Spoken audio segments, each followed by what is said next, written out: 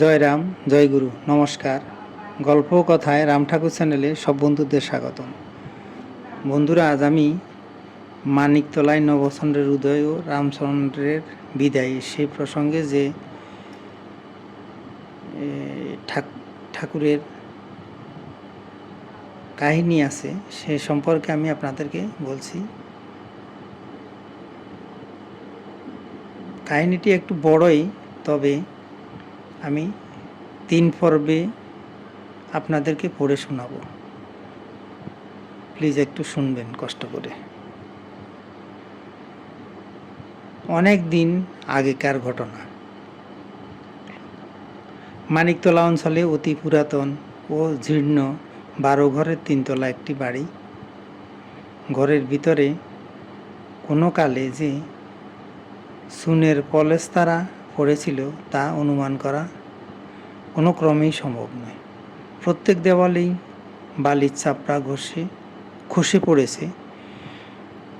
সে দেওয়ালের দিকে তাকালে মানচিত্রে আঁকা কোনো দেশ বা মহাদেশের অংশবিশেষ অথবা কোনো জন্তু জানোয়ারের অংশবিশেষ বলে ভ্রম হয়। ছাদে ও দেওয়ালে প্রতিদিনই ঝুল বৃদ্ধি পাচ্ছে।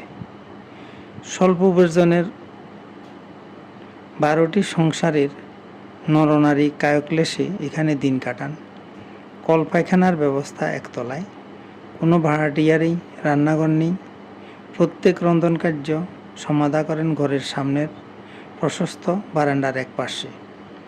সকালে ও সন্ধ্যায় 12 ঘরের উনুন যখন একসঙ্গে জ্বলে ওঠে তখন এই বাড়িতে তিষ্ঠান এক প্রাণান্তকর পরিস্থিতি। তবে এই বাড়ির বাসিন্দাদের ক্লেশবোধ অনেক কম। দুঃখের নিয়মেই হচ্ছে সে যখন দীর্ঘস্থায়ী হয় তখন দুঃখবোধ আর তেমন তীব্র থাকে না, কিন্তু নতুন আগন্তুকের পক্ষে এ ধোঁয়া দুঃসহ। এ ধোঁয়ার মধ্যেই তেতলার এক প্রান্তের ঘরে একদিন সকালবেলায় এসে প্রবেশ করলেন এক বৃদ্ধ। ওই ঘরখানিতে এক দম্পতি বাস করতেন। তারা উভয়ে প্রথমে আশ্চর্য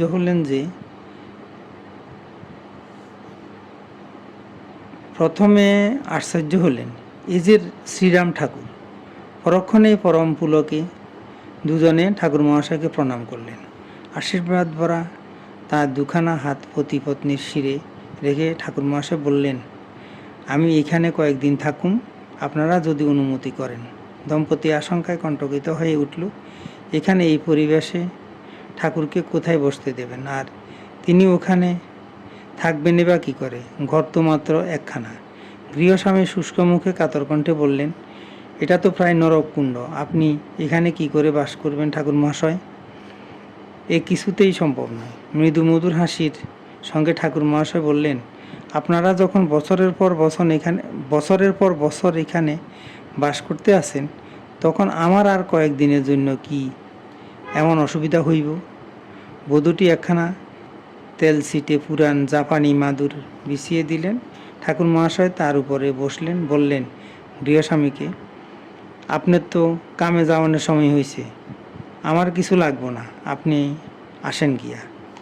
কর্মস্থল থেকে সন্ধ্যার পরে ভদ্রলোক সস্তা দামের খানিকটা শট নিয়ে এলেন। ওই শট ঘরের মাঝামাঝি টানিয়ে দিলেন। ঠাকুর মহাশয় হেসে বললেন, এইবার তো আর ভাবনা নাই, আমার জন্য আলাদা ঘর হইল। দুপুরবেলা বধূটি খানিকটা ছেঁড়া কাপড় সেলাই করে বালিশের একটা ওয়ার্ড পরিয়ে দিলেন। সেই বালিশটি এনে ঠাকুর মহাশয়ের মাদুরের উপর রাখলেন। প্রস্তুত হলো ঠাকুর মহাশয়ের শয্যা। ঠাকুর মহাশয় গৃহস্বামীকে বললেন যে তিনি যেন সুবিধে মতো কিছু মুড়ি কিনে এনে রাখেন। ভদ্রলোক আতসের টাক মুড়ি একটা মাটির হাঁড়িতে এনে রাখলেন। ঠাকুর মহাশয়ের আদেশ মতো তিনি একটি বাটিও এনে রাখলেন। ঠাকুর মহাশয় সহাসে বললেন, আমার ঘর হয়েছে, শয্যা পাইছি, ক্ষুধা লাগলে এই মুড়ি খাইমু, আমার জন্য কিছু ভাববেন না। বন্ধুরা, প্রথম পর্ব আজ এখানে শেষ করলাম। আগামী দিন দ্বিতীয় পর্ব নিয়ে আপনাদের সাথে থাকব। বন্ধুরা, এখন আমি শ্রী শ্রী ঠাকুরের দুই একটি বেদবাণী পড়ে আপনাদেরকে শোনাচ্ছি। বন্ধুরা, ঠাকুর বলেছেন, সর্বদা নাম করিবে, তাহাতে গ্রহ বৈগুণ্য মুক্ত হইবে। ঠাকুর আবার বলেছেন, চিন্তা ভাবনা করিবার কি আছে? তুমি শরীরের গুণের প্রতিভায় চালিত হইতেছ, তাহার কর্তা না হইয়া কেবল নাম নিয়া পড়িয়া থাকো, নামেই উদ্ধার করিয়া লেবে। নাম ছাড়া আত্মীয় কেহই নাই জানিবে। নাম করিতে ভালো মন্দ বিচার করার কারণ কি? যখন যেমন হয় প্রারব্ধবশত তাহা তখন করিয়া যাইবে। ভগবান অভাব সাগর হইতে ত্রাণ করিয়া নিবেন। বেদবাণী 1। বন্ধুরা, আজ এ পর্যন্তই। আগামী দিন আবার শ্রী শ্রী ঠাকুর সম্পর্কে গল্প বাণী নিয়ে আপনাদের সাথে থাকব। বন্ধুরা, চ্যানেলটি যদি আপনাদের ভালো লেগে থাকে তাহলে সাবস্ক্রাইব করে চ্যানেলটির পাশে থাকবেন। আর নতুন বন্ধু হলে নতুন ঠাকুর সম্পর্কে গল্প জানতে চ্যানেলটি সাবস্ক্রাইব করবেন প্লিজ। আর বেশি বেশি করে লাইক, শেয়ার, কমেন্ট করবেন। ধন্যবাদ। ভালো থাকবেন। জয় গোবিন্দ। গুরু কৃপায় কেবলম।